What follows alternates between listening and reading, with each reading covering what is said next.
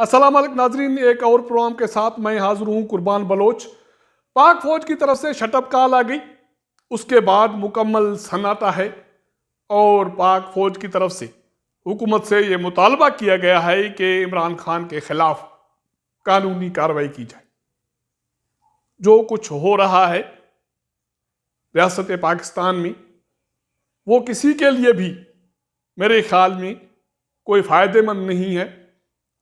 कल साबिक वज़ीर-ए-आज़म इमरान खान ने कौम को जो खिताब किया उसमें जो इल्ज़ामात आयद किए या उससे पहले वो जो कुछ बोलते रहे पाक फौज की तरफ से as a state institution indirectly रद्द अमल आते रहे, लेकिन कल के खिताब के बाद पाक फौज की तरफ से बाज़ाब्ता एक प्रेस रिलीज जारी की गई जिसमें यह कहा गया है कि पाक फौज का इदारा अपने अफसरान को और सिपाहियों को अकेला नहीं छोड़ेगा। किसी को भी मज़मूम इल्ज़ामात लगाने की इजाज़त नहीं होगी। ये इदारा रियासत का इदारा है, कौमी इदारा है, जिसके अफसरान पर, सिपाहियों पर जो इल्ज़ामात लगाए जा रहे हैं उनकी इंक्वायरी होनी चाहिए। पाक फौज की तरफ से वफाकी हुकूमत से ये मुतालबा किया गया कि इमरान खान ने जो पाक फौज के अफसरान पर इल्ज़ामात लगाए हैं वो बेबुनियाद हैं, जिसकी बुनियाद पर इमरान खान के खिलाफ कार्रवाई होनी चाहिए और कार्रवाई की जाए। मेरे ख्याल में जो सूरत हाल पाकिस्तान की सियासी और इदारती बनी है, इस वक्त सबके लिए इम्तिहान की घड़ी है। पाक फौज के लिए, इत्तेहादी हुकूमत के लिए और इमरान खान के लिए भी।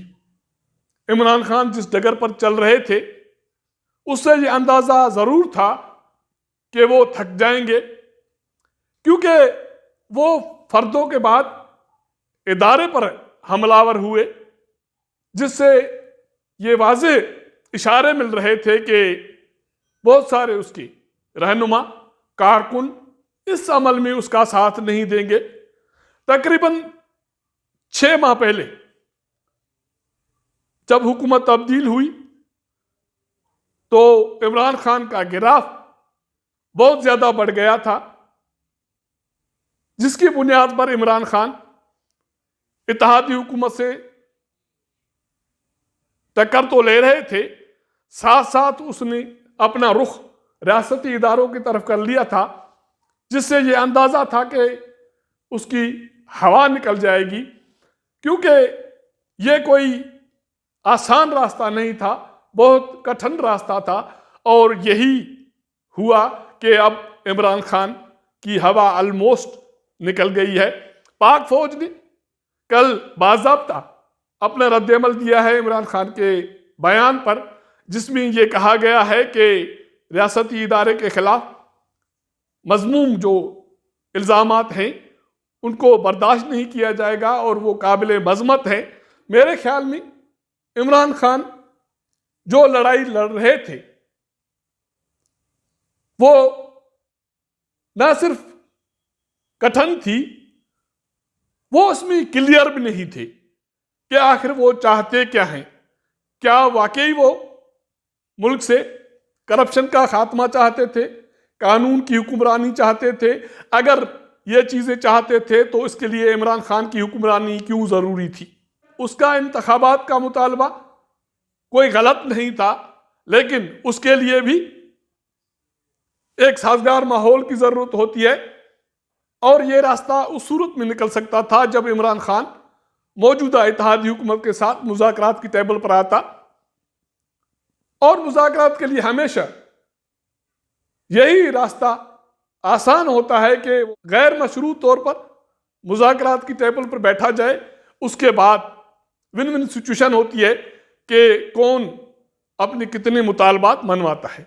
लेकिन इमरान खान जिस जिद पर अड़े रहे और इदारों के साथ, इदारों के सरबराहों के साथ डायरेक्टली जिस टकराव भी आए उसका ये नतीजा निकला कि इमरान खान अब पीछे हट रहे हैं।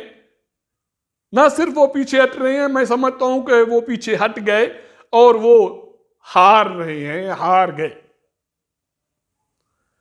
किसी भी मुल्क में जो रियासती इदारे हैं वो कौमी इदारे होते हैं, वो किसी फर्द के इदारे नहीं होते।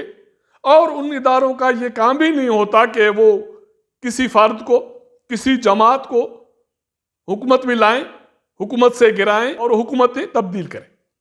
इस हद तक इमरान खान का या किसी भी सियासी जमात का ये फैसला, ये मुतालबा दुरुस्त है या दुरुस्त था कि रियासती इदारों को सियासत में मुदाखलत नहीं करनी चाहिए, जिसकी रोशनी में पाक फौज की तरफ से, DGI की तरफ से बाज़ाब्ता एक प्रेस कॉन्फ्रेंस हुई और उसमें इस अज़म को दोहराया गया कि पाक फौज का अब सियासत से कोई लेना देना नहीं है।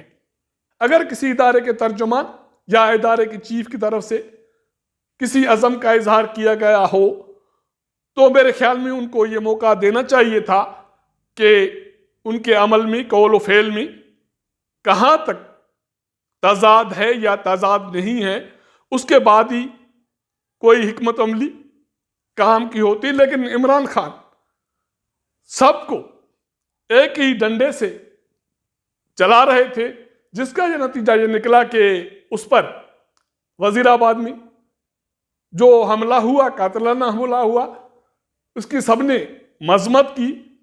उसकी इन्वेस्टिगेशन साफ शफाफ होनी चाहिए थी, लेकिन इमरान खान ने मेरे ख्याल में इस केस को खराब किया।